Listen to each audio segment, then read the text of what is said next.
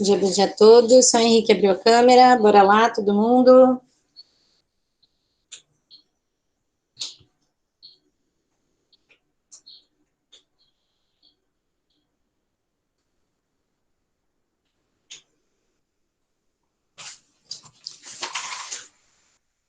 A prof vai começar a aula. Bom dia para quem chegou depois, né? Eu cumprimentei os que entraram primeiro. Tirando dúvidas em relação à atividade. E vou colocar o link mais uma vez no nosso grupo do WhatsApp aqui. Afinal, não podemos ter alunos fora do grupo. As nossas atividades têm que ser postadas lá, então eu não tenho como não ter aluno lá, ok? O que a prof pede para vocês? Se tiver alguém que não está no grupo, me chama no privado, me dá um toque, eu pedi que, né, avisa aqui. Vocês têm hoje até meia-noite para enviar a atividade. Lembrando que essa atividade, assim como as outras, elas fazem parte da composição de notas, tá, do terceiro bimestre, da avaliação discursiva. Então, a coordenação me autorizou, então nós não teremos nessa semana. Hoje vocês têm prova, já fizeram prova, não sei, ou vão fazer, né, a semana toda, essas avaliações abertas, então eu pedi e eles acataram, até porque para valorizar, né, mensurar ou dar um valor maior à produção que vocês estão fazendo, tá? Esse material que vocês têm me enviado, não, na verdade, sim, é porque eles fizeram um calendário. E eu já tinha avisado, né, mas a coordenação não se atentou, mas tranquilo. Ontem todo mundo começou a disparar a mensagem, tá todo mundo preocupado da minha prova. Eu falei, gente, não tem prova. Eu expliquei semana passada para vocês. Mas eu combinei com a Alessandra, né, falei com a Lê, que hoje eu daria início à minha aula explicando isso novamente a vocês, ok? Que a impressão que dá, assim, que a gente fala, mas a galera não escuta. Por isso que eu falo, é importante a câmera aberta, que no mínimo você está vendo se a pessoa está olhando para você, né? Porque quando vocês deixam a fotinha de profile, né? Alguns escutam, outros a gente tem certeza que liga e deixa para autorar e vai fazer sei lá o que, volta na hora da chamada, né? Alguns nem na hora da chamada volta, isso é fato, que a gente acaba, desliga a gravação, se deixar, eu tô aqui, é ótimo, aceitar. Desliga a gravação, a criatura fica aqui na sala, entendeu? E se eu ficar a manhã toda na sala, é capaz do aluno ficar, quer dizer, ele não, né? O corpo presente dele não, somente o profile dele. Ele fica conectado, porque ele liga, ele acha que ele está enganando a quem? Os professores? Não, ele mesmo. Ah, então, assim, é complicado isso, porque quando nós estamos no ambiente físico, né, não tem como abstrair a sua presença. E aqui no virtual há como burlar o sistema, né? Então, assim, é importante que vocês ouçam, né, com cuidado tudo que é falado, até porque para não haver falha na comunicação, né? É importante, tá? Por isso que a prof começou a aula falando. Em relação à atividade de vocês, tem muita coisa legal, sabe? Tem umas ideias, assim, muito legais. Eu estou preparando um roteiro para a gravação da semana que vem, para a gravação das aulas, né? Que vocês sabem que a prof grava, e é sobre criar e recriar. Eu falo sobre o ser criativo. Então, o homem, ele tem, todo mundo é criativo, por mais que alguns alunos falem, prof, eu não tenho capacidade, ou eu não tenho, eu não sei, eu não sou criativo, eu não gosto. Eu entendo, cada um é um, né? Ontem, até alguns alunos tentaram me mandar no privado algumas atividades, eu peço encarecidamente, não tem como eu aceitar atividade no privado, eu avalio pelo grupo, tá? Essas atividades são avaliadas no grupo, ok?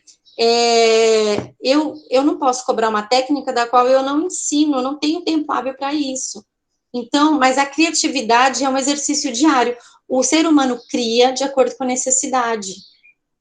Então, nessa atividade do renascimento, nessa atividade dos gênios, a arte, que traz a construção, né, esse pensamento de uma máquina, eu achei o máximo que tem ideias inovadoras ali, né? Por mais que nada se cria do nada, tá? Ninguém vem do nada. Eu, desde pequena, vou dividir com vocês uma ideia que eu tenho. Eu expliquei a minha irmã. Isso é boa. Necessidade de nota é ótima, né? Desde pequena, eu tenho uma ideia na minha cabeça de fazer um grampeador que ele tem o mesmo formato que o furador, só que ele seja maior. Porque a gente tem sempre que grampear o trabalho, né? Na verdade, a gente grampeia no cantinho do trabalho, né? Mas a minha ideia é que esse grampeador, ele pega as duas extremidades, seria um grampeador gigante, ele tem o mesmo formato do furador. Eu nunca vi no mercado da papelaria, assim. E eu, desde pequenininha, eu projeto esse grampeador na minha cabeça, eu nunca parei para desenhá-lo. Eu estava pensando nele quando vocês estavam mandando as atividades. Falei, gente, a gente pensa em algumas coisas, porque qual que é a necessidade de criar? Um dia na minha vida eu precisei de um grampeador desse, né, para grampear as duas extremidades, que não só a parte de cima. Às vezes por falta de uma pasta, às vezes algum motivo esse grampeador veio na minha cabeça. E eu, quando era pequena, eu tinha várias ideias, eu me lembro que uma professora uma vez falou, você tem que patentear suas ideias, você tem que deixar escrito, que não sei o quê, e por ser muito criativa. Então, o ser humano é criativo, vocês são criativos, tá? Nada se cria do nada, vocês têm uma vivência, e o trabalho tá muito legal, continue assim, ok? Eu vou pegar agora o link do grupo, deixa eu só colocar aqui, vou colocar para vocês, tá? Para quem não está no grupo ainda, porque eu acredito que todos estão. Olha que legal, essa lixeira sustentável, eu acabei de ver aqui da Fernanda. Parabéns, Fer. Ó, matéria descartada é transformada em energia. Semana que vem eu vou fazer uma amostra geral aqui pra gente. Eu abro o grupo, tá? Eu vou abrir o grupo e vou mostrando as mensagens. A gente faz como se fosse uma visita a uma galeria, só que na verdade é o próprio trabalho de vocês. Que de alguma forma todo mundo já vê, né? Deixa eu copiar aqui. Aqui, mais uma vez, eu coloquei o linkzinho no nosso grupo. Bora lá? Hoje nós vamos falar de maneirismo. Então, a palavra já fala maneira, maneirismo, a sua maneira. Foi um movimento que ocorreu paralelo ao Renascimento, tá? Então, nós trabalhamos, ó, vamos lá, vamos fazer um resgate da história da arte desde o início do ano. Trabalhamos sobre pré-história, Egito, ventila e umidifica. Olha aí. Não, as ideias foram ótimas, tem umas coisas muito boas ali. Eu fiquei encantada, assim, sinceramente.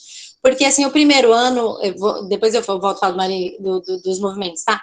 O primeiro ano, eu penso que é uma turma, vocês ainda são turmas moldáveis. O que isso quer dizer?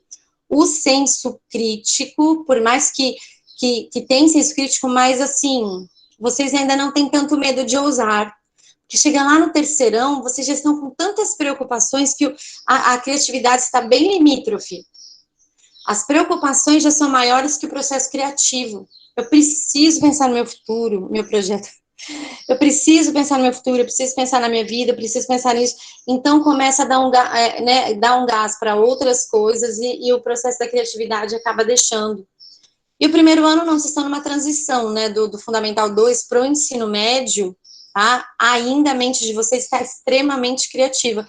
E isso está indo, né? E a gente tem que aproveitar, tá? E é muito legal isso, ok? Tem uns trabalhos legais, essa reciclagem, tem muita coisa boa lá. Aí semana que vem a gente faz essa amostra, tá bom? É porque eu ainda não recebi todos, por isso que, para não mostrar de alguns e não mostrar de todos, aí me mande até meia-noite, tá? Não esqueça desse detalhe, ok? Então, como eu falei, vamos fazer o resgate, ó. Pré-história, Egito, Grécia, Roma, Idade Média, Renascimento. Aí a gente vai ver agora o maneirismo, o barroco, e aí a gente continua nossa caminhada. Fechou? Alguma pergunta? Vocês estão falando dentro da máquina, né? Mas a gente fala dela, tá? Semana que vem a gente conversa sobre elas.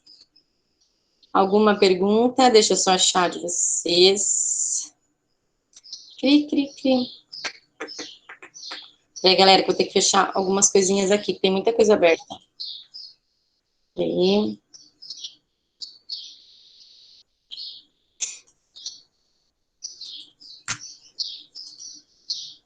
Eu trabalho com 300 janelas ao mesmo tempo.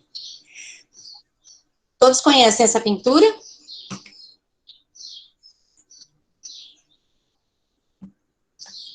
Todos conhecem essa obra do Leonardo da Vinci? Sim, não?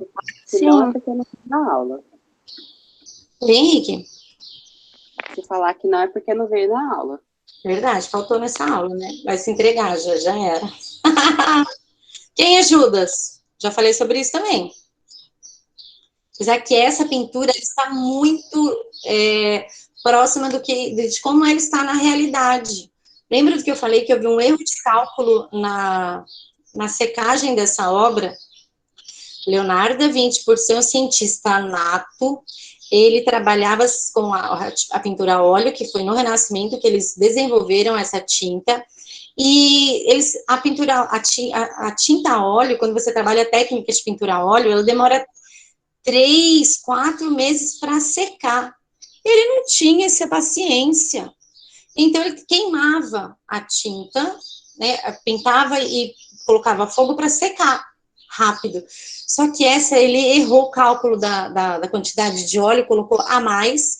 Então, o que aconteceu? A hora que secou, perdeu-se muito da tinta e da cor. E essa obra está se acabando. E os restauradores estão numa luta constante há muitos anos para restaurar essa pintura de Leonardo da Vinci. Tá? Agora vamos lá para cima, tá? Vou mostrar para vocês a página. Pinturas estranhas, tá? É o nome desse módulo 22, página 157. E aí, o que vocês acham sobre a arte de Arcimboldo? Essa pintura aqui, ó, do Giuseppe Arcimboldo. Vocês gostam? É estranha? E aí? Qual que é a opinião de vocês? Acho criativa. Criativo. O que mais? Tem alguém que acha? Eu achei a crítica criativa. Achei que ficaria perfeito como personagem em algum filme. Verdade, massa, Bem né? conceitual. Bem conceitual. O que mais? Total. Pensa na pintura dessa. Quem mais? Quem gosta? Tem alguém que não gosta, que causa estranhamento, não curte? O JP ele falou estranhamente satisfatório. Extremamente satisfatório, tá. Mas tem alguém que olha e fala, nossa, que horror. Tem alguém que olha e fala assim, nossa, me dá um negocinho. Eu sou indiferente, essa não dá muita Jura? coisa, não. Gente, ela me causa um certo estranhamento. Realmente, eu me sinto um pouquinho, eu tenho um certo pavor com esse tipo de pintura. Mas que o Caio falou que é legal, né, num filme e tudo mais. Mas eu já penso num filme, um filme meio que pavoroso, sabe, Caio? Imagina você tá em casa de noite, aí você entra no corredor, tá essa coisa aí. Ela me dá um pouquinho de medo. É o que causa, tá? Assim, em mim. Isso que eu tô falando, eu não sei em vocês, que um desenho, uma pintura em cada um, né? Ela tem um estímulo diferente, tem uma resposta diferente, certo? Aí vamos ler agora aqui, ó. E se construísse o seu rosto? Oi, pode falar, amor. A Torres queria saber o conceito por trás disso aí.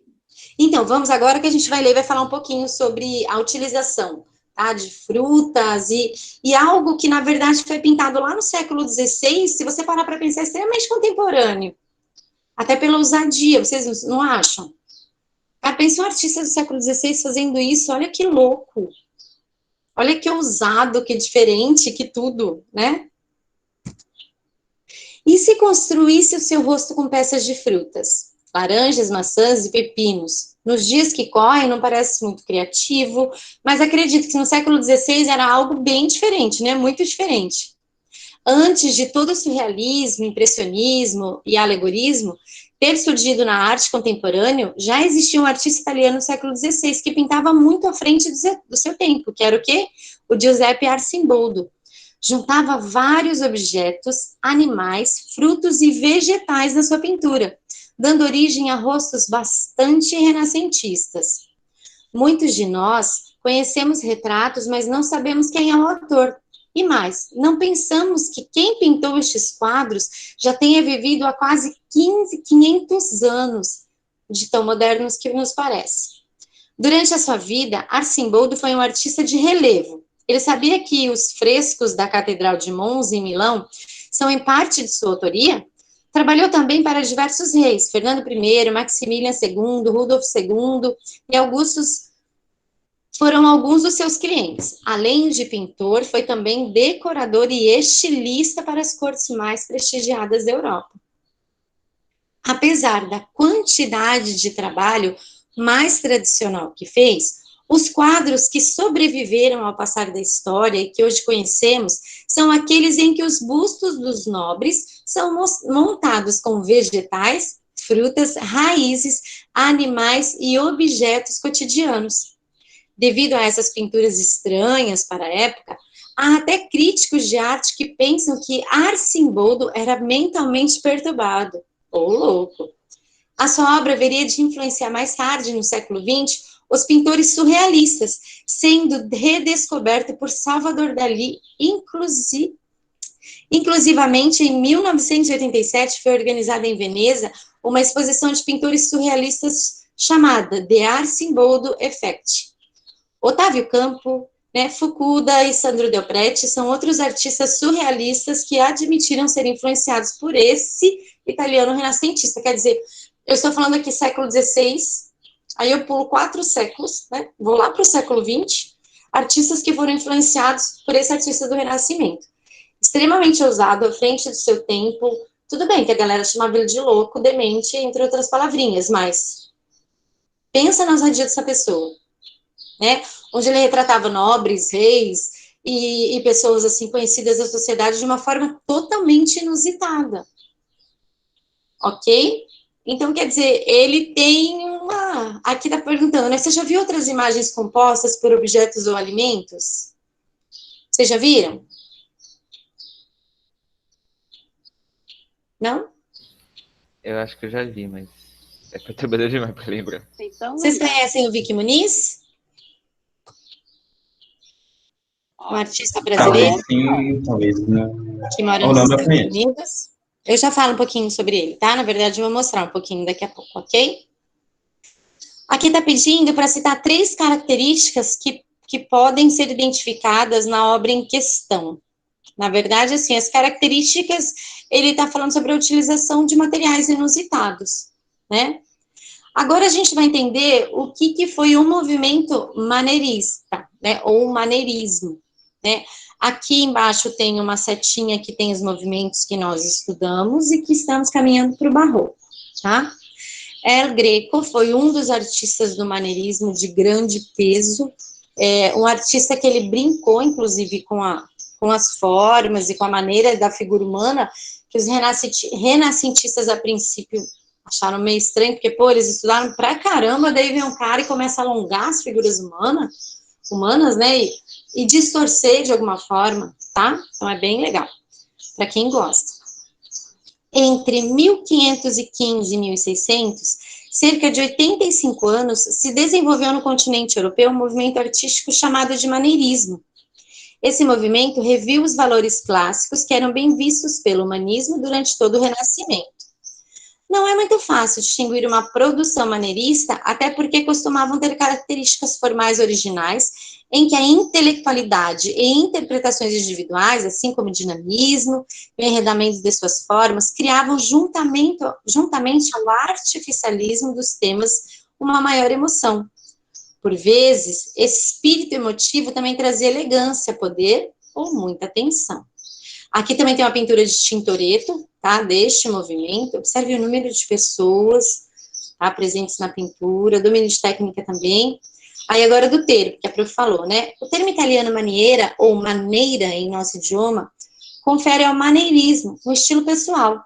Giorgio Vasari se referia à produção no período da forma positiva, conferindo dessa forma conceitos de graça e sofisticação.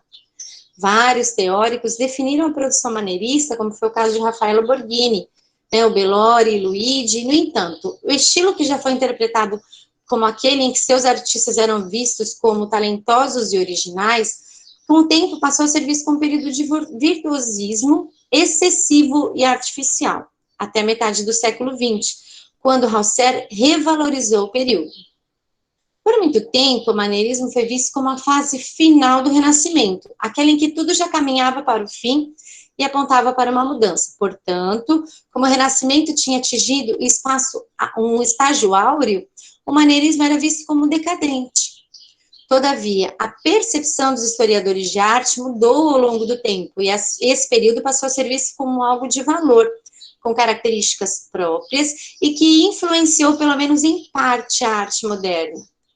Após a crítica atual ter revisto a arte produzida na Itália até a primeira metade do quartel do século XVI e ter constatado que quase nada de classicista havia sido feito, viu-se que o maneirismo não poderia carregar o fardo de ser a fase derradeira do Renascimento. Depois do saque de Roma, muito da cultura clássica se espalhou pela Europa. É sabido também que naquele momento havia uma cultura gótica muito forte em várias partes da Europa. E é da junção da cultura final do Renascimento com a cultura gótica tardia que se formou o maneirismo internacional. Então, em que contexto histórico nasceu esse movimento? Tá? Só para a gente entender. Ele surge no momento em que a Itália havia sido invadida pela França, Alemanha e Espanha, entre os séculos XV e século XVI. Com essa alteração de poder em regiões diversas da Itália, houve um desequilíbrio das forças no continente. Surgiu, então, o saque de Roma. E com esse evento, muitos artistas fugiram da Itália conturbada em busca de melhores condições para os seus ofícios. O uso da força como meio para controlar os subordinados é bem visto por Maquiavel. Em 532, publicaria o seu texto intitulado O Príncipe. Nesse livro, a moral... Está atrapalhando muitos cachorros? Não, Gente? Ah, não, eles resolveram agora, latir. Não, aí eles juntam, né? Eles fazem os dois assim, eles falam, agora é você, agora é você. Tudo bem. Nesse livro, a moral inescrupulosa e fria formava a base da administração pública. A obra foi tão importante para o período que serviu como guia de Concílio de Trento. Outro fator preponderante foi a reforma protestante, que abriu brechas para uma nova percepção de fé.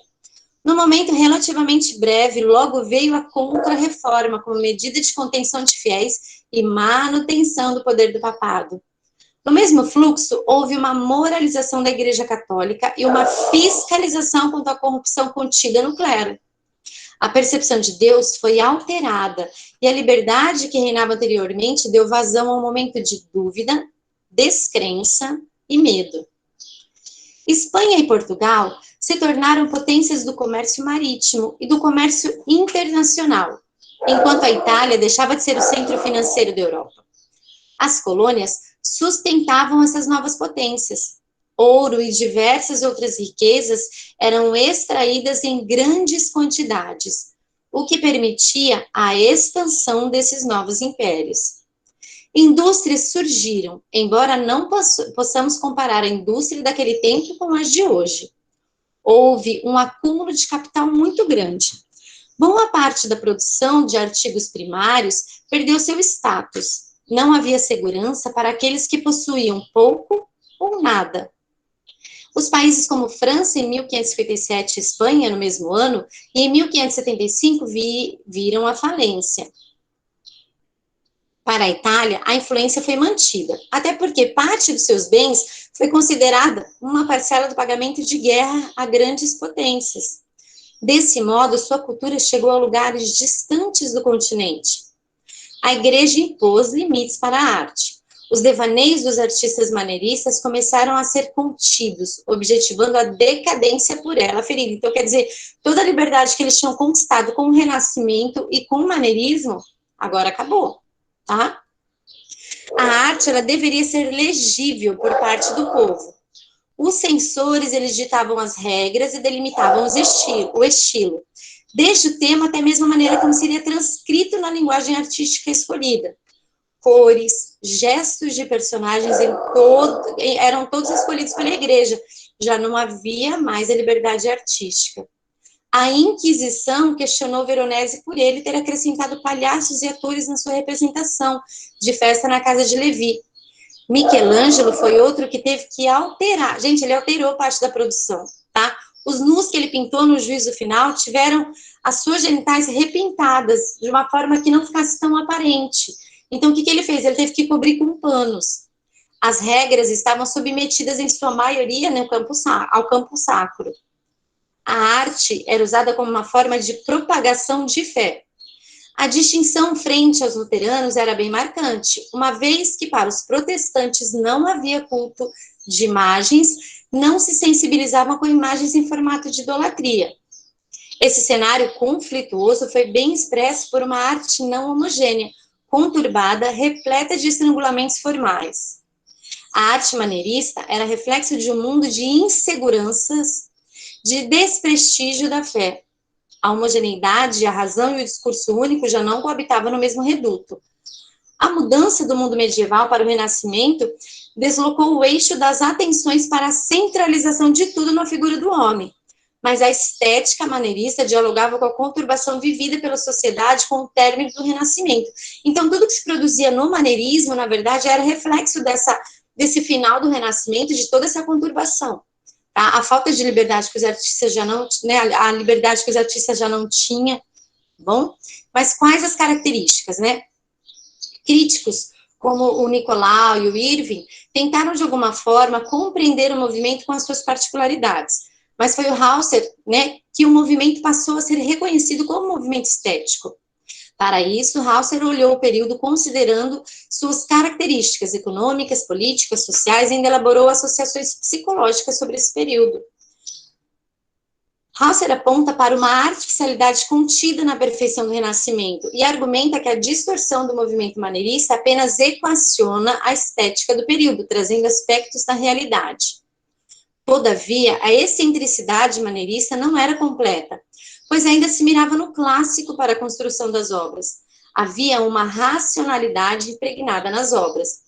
O fato novo foi a subjetividade, que no Renascimento era inexistente, ou aparecia de forma velada.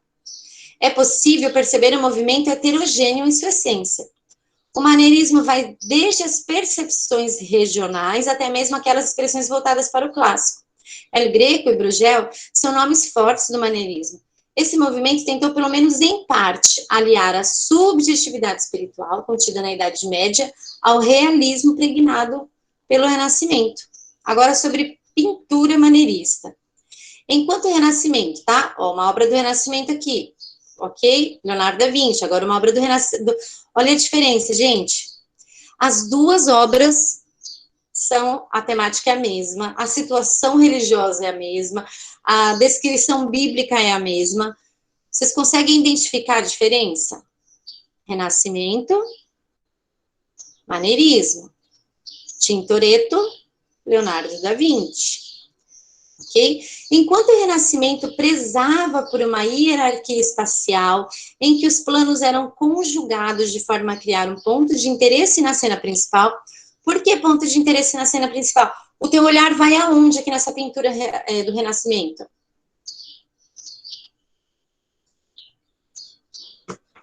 Aonde o seu olhar vai quando você olha essa obra da última ceia Leonardo da Vinci? Quem é a primeira pessoa que você vê? Jesus, que está no centro. Jesus. Está bem no centro, tá? Já na pintura do maneirismo, ó, isso não ocorria. Por vezes, a cena principal é mostrada com menor interesse, em planos secundários, ao passo que o complemento da cena, aquilo que coabita a cena, aparece em foco e em destaque. Gente, olha a quantidade de planos que tem essa pintura. Tá?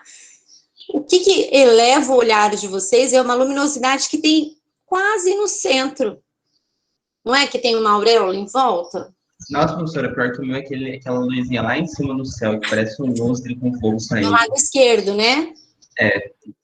Então, mas o que são esses dois pontos de atenção, tá? Tanto essa luminária com essas chamas, quanto essa auréola em volta dessa pessoa.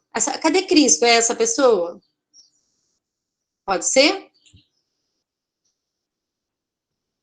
Tem? Cristo pode ser essa pessoa com a auréola, que está um pouquinho mais evidente que os outros? Acho que sim. Acho que sim, né? E a quantidade de pessoas? Então, de alguma forma, outro ponto relevante da ausência de perspectiva, né? Eles não tinham mais a preocupação. Cara, o Renascimento, ele desenvolveu técnicas, assim, geniais. Aí, movimentos, né, que à frente já começaram meio que a abstrair essas técnicas, tá? Ah, será que eles não conseguiam fazer? De repente, queria sair da mesmice, do racional, foram mais pro emotivo, tem tudo isso, tá? Outro ponto relevante é a ausência da perspectiva. Em alguns casos, os artistas que cobravam a lógica da perspectiva linear, quando objetos ao fundo não sofria a deformação necessária em seus tamanhos para criar uma situação coerente. Até proporcionalmente falando, é incoerente as pinturas maneiristas. Eles alongavam, às vezes, demais, tá? Tinha erros de proporção, fato. É sabido também que a perspectiva linear cônica possui um ponto focal apenas, e no maneirismo, uma cena pode perceber mais de um ponto de vista. Total, é praticamente uma poluição visual, ali, a quantidade de pessoas e o quanto o seu olhar. Se você ficar olhando o dia inteiro, você vai conseguir, ainda vai faltar detalhes, assim, para você identificar, tá? Pela quantidade de informação que tem. Talvez seja importante salientar que muitos anos depois, Paul Cézanne utilizou de um recurso similar para mostrar um novo olhar para a pintura moderna. As figuras não obedecem às proporções coerentes. O esforço acontece de forma muito abrupta. Os corpos são repletos de movimento e tensão. E, por vezes, não há como estabelecer correlativos com o mundo real. As pinturas são repletas de ornamentos. Observe essa outra obra do Tintoretto, Milagre de Santo Agostinho. Tá? Ornamentos são detalhes, é decoração, tá? O drama passa a ser mais intenso. Gente, aí a gente já está dando passo para o barroco, quando a gente fala de emoção, intensidade, dramaticidade. Alguns pintores que se destacaram nesse período, o Michelangelo, ele, tanto no Renascimento quanto no Maneirismo, cuidado numa questão de programa de avaliação seriada, de vestibular, mas o Michelangelo, o que ele se encaixa melhor é no Renascimento. Tá? Dificilmente, gente, eu não vi pergunta que colocam Michelangelo no maneirismo, ok?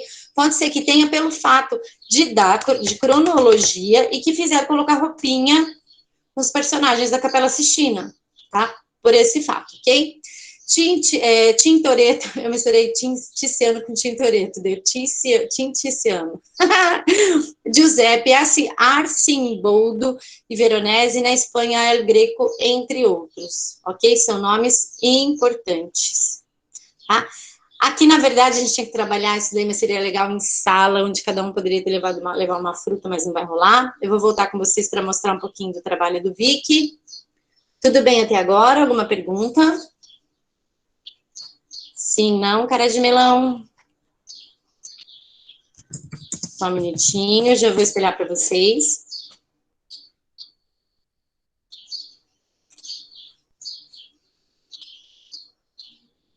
Peraí, que eu estou só esperando carregar aqui. Abre em português, por favor. Peraí, traduzir para português.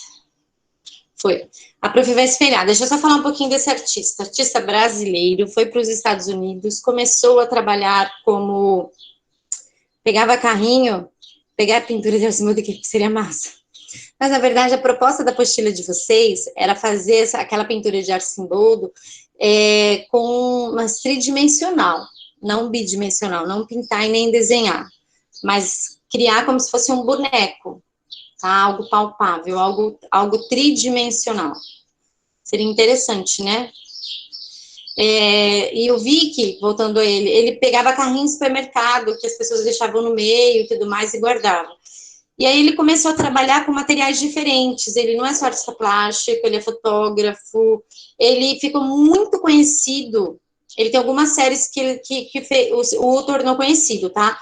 Ele ficou primeiramente conhecido fora do Brasil, claro, infelizmente, tá? Mas por um trabalho que ele fez aqui no Brasil, no Lixão de Gramacho, inclusive tem um documentário, eu costumo sempre passar para os alunos, eu cheguei a passar para vocês o Lixo Extraordinário? Não. Eu vou... Não, né? Eu vou ver se eu consigo, se a gente consegue assistir um pouquinho. Eu não prometo para hoje, tá? Porque tem essas questões de direitos autorais e tudo mais, pela aula ser gravada, a gente tem que postar no YouTube, e às vezes eles podem bloquear a gente. Mas eu posso Para de colocar... gravar e passa. Oi, amor? Para de gravar e passa. Então, mas se eu parar de gravar, Marcos, eu tenho que... E essa aula tem que ir para o ar, para os abençoados que não assistem a aula, entendeu, coração? Mas aí vai e Não, só a partir depois, de... tipo, acaba a aula. Ah, entendi, pode ser. Tá, vamos pensar nessa possibilidade. Porque é muito legal, chama Lixo Extraordinário, ele vem para o Brasil, ele fez um trabalho com os catadores não, os trabalhadores que pegam material reciclado, tem um nome, um termo bonitinho lá que ele usa, tá? E ele trabalha com esse tipo de material. Ele já trabalhou com comida, onde ele fez a Mona Lisa com geleia de morango, pasta de amendoim e manteiga.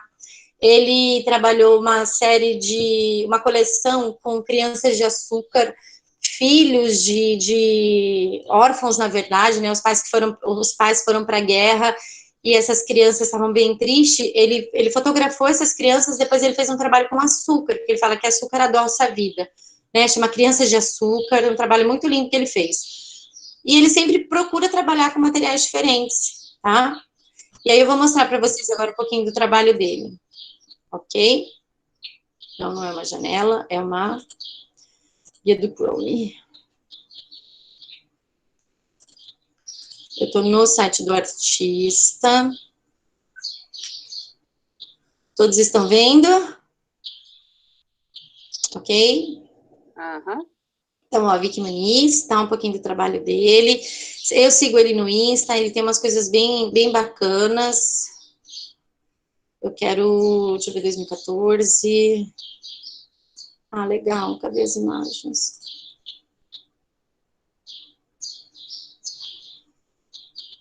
Deixa a profissão, eu quero achar as Crianças de Açúcar e o 97.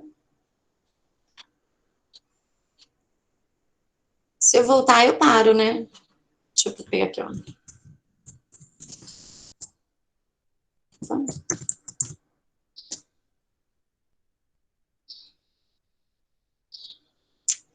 Não, peraí que a prof vai voltar. Aqui na galeria dele não tem. Ai, que bonitinho, vocês ficam comigo. Eu achei que se eu saísse da página, vocês saíam também, mas vocês estão navegando aqui também, né? Sim? Também Sim. na onda. Ai, que bom. Ó, esse daqui, a primeira imagem, lixo ou luxo, é ele, tá? Essa imagem aqui que ele fez, essa enfermeira, foi nesse momento em que nós estamos passando, onde ele trabalhou com várias pessoas que já morreram, na verdade, com o Covid, e para fazer uma forma de valorizar, né, a classe médica que tem nos ajudado tanto. Daqui para lá, a arte transformadora do Vicky Muniz, essa daqui é o pessoal do lixão de Gramacho, onde ele trabalhou com materiais reciclados, ele trabalhou em grande proporção, aí ele fotografava, tá? Quero achar as crianças. Aqui a Mona Lisa que eu falei, de geleia de morango e pasta de amendoim. É que eu quero achar. As Crianças de Açúcar, ó. As Crianças de Açúcar, onde ele fez, são crianças órfãos, crianças que perderam a alegria de viver, ele usa esse termo, né? E aí, quando ele fez essa composição em potinhos de açúcar, ele fez a impressão da foto dessas crianças e colocou açúcar dentro, né, para ressaltar essa imagem deles. Então, é um artista brasileiro que faz um trabalho com materiais, prof, mas se assemelha ao Giuseppe, a esse trabalho que ele fez no maneirismo, esse período, ele utiliza, assim, se assemelha no sentido de usar materiais diferenciados, tá? Não se assemelha na técnica, porque não é na técnica de pintura. Ele primeiro compõe com esses materiais a imagem, ou melhor, ele fotografa, sobre a fotografia ele vai fazendo a composição de materiais. Aí ele fotografa novamente, ok? O que torna uma arte efêmera, temporária, ele fotografa, se torna eterno, certo? Ok, um pouquinho do trabalho dele. Ele é extremamente querido, educado. Aqui, ó, essa pintura aqui foi o que ganhou, na verdade, ó, se as pessoas tivessem mais arte na vida delas, não estariam fazendo tanta besteira, adoro. Cadê? Esse daqui é algum dos trabalhos, não, releitura não. Essa obra é A Morte de Mará. Nós vamos trabalhar no neoclassicismo. E gente, deu branco o nome do moço, não é? Eu acho que é Chico. Nossa, deu um branco enorme. Ele, na verdade, é presidente da Associação do Jardim Gramacho. Ele que foi que fez esse trabalho com o Vicky, que fotografou. Ele pegou uma banheira do lixão, ele se deitou nessa banheira e o Vicky fez a fotografia e depois fez toda essa composição. Essa obra foi escolhida para ir a leilão, ela foi vendida e todo esse valor foi para a associação, que ajudou muito a vida dos caçadores, tá? Dos catadores. A prof vai voltar com vocês agora. Então, é um trabalho muito lindo que o Vicky faz com esses materiais inusitados. Quem tiver Instagram, siga Vicky Muniz. Ele faz um trabalho muito legal na área da fotografia, tá? E a arte também. A prof agora vai fazer chamada, porque a nossa aula já está quase acabando e eu demorei um pouquinho, Vou começar pelo primeiro B. Por favor, se o aluno estiver no chat, alguém me avisa, por favor. Ana Beatriz. Eu. Obrigada. Ana Beatriz Torres. Ana Maria. A Ana Torres está no chat. Ok, obrigada. Ana Maria. Eu. Obrigada. Arissa. Aqui. Beatriz. Chat. Beatriz Maciel. Não? Bianca Aguilar. Presente. Obrigada, Bianca. Cássio Bandeira. Aqui. Emanuele. Obrigada, Cássio. Eu. Obrigada, Manu. Gabriel. Prof, Oi? você me pulou, sou Bianca Cassimiro. Bianca Cassimiro. Desculpa, Chuchu, mas eu não te coloquei falta, tá? Obrigada. Me perdoa. Gabriel Henrique. Gabriela Castro. Aqui. Obrigada. Giovana. Aqui. Henrique Mendes está aí. Henrique Uco está aí. Aqui. Yara. Prof, a senhora me pulou. Ai, Jesus. As duas Giovana, né? Tá bom. Não pus falta pra nenhuma, tá? É muito nome. Isso tem de manhã, hein? A Yara tá aí? Não. Não? Ingrid? Chat. Obrigada. Isabela? Ivan? Presente. Obrigada. João? João Afonso? Chat. Ok. João Gabriel? João Pedro? Arroi. Luísa? Chat. Maria Elisa? Eu. Manuela? Tá no chat. Maria Eduarda? Aqui. Obrigada. Matheus? Chat. Milena? Presente. Obrigada. Nicole? Presente. Pedro Felipe? Pedro Parron? Chat. Rayane? Chat. Rebeca? Aqui. Renata? William? Sabrina? Samuel? Bom dia. Bom dia. Hugo? Opa. Isis? Yasmin? Chat. Ok. Já vou para o primeiro A.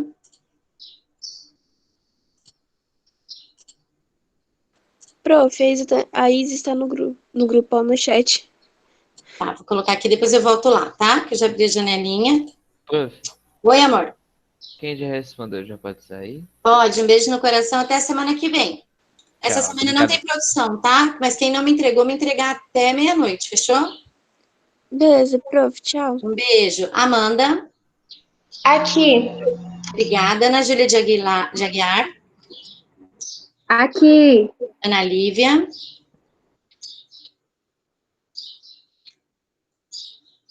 Se estiver no chat, alguém me avisa, por favor.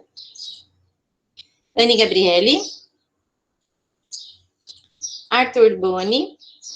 Presente, professor. Obrigada. Beatriz Lopes? Tá no chat, pro. Obrigada, amor. Bruno Martim? Estou aqui. Briane? Chat. Caio Lucas? Estou aqui, teacher. Obrigada, querido. Daniela? Aqui. Danilo? Heloísa? Presente. Obrigada, Elo. Fernanda Bandeira? Sim. Obrigada, Fer. Fernanda Carolina? Giovana de Sá? Chat. Giovana de Souza Lima? Presente. Obrigada. Renê? Igor, Isabela de Jesus, Chat. João André, João Pedro, Chat. obrigada. Júlia Zanin, Cauã, Aqui. obrigada. Lívia, Chat. Luísa, Eu. obrigada, Lu. Marcos, Eu. obrigada. Maria Eduarda, Maria Júlia, Matheus de Abreu, Professora, oi. a Maria Eduarda tá no chat. Maria Eduarda e a Maria Júlia tá no chat. Ah, alguém me avisa aí, chuchus. Matheus de Abreu, Pedro Henrique, Aqui. obrigada. Pedro Paulo, Eu. Raquel, Presente. Renan, Eu. Renata, Aqui. obrigada. Sandriele, Aqui. Thales, Ai. Samira, que voz é essa, criatura? Samira, Caio, Eu. obrigada. Carmen, Presente. Isabela e Irineu.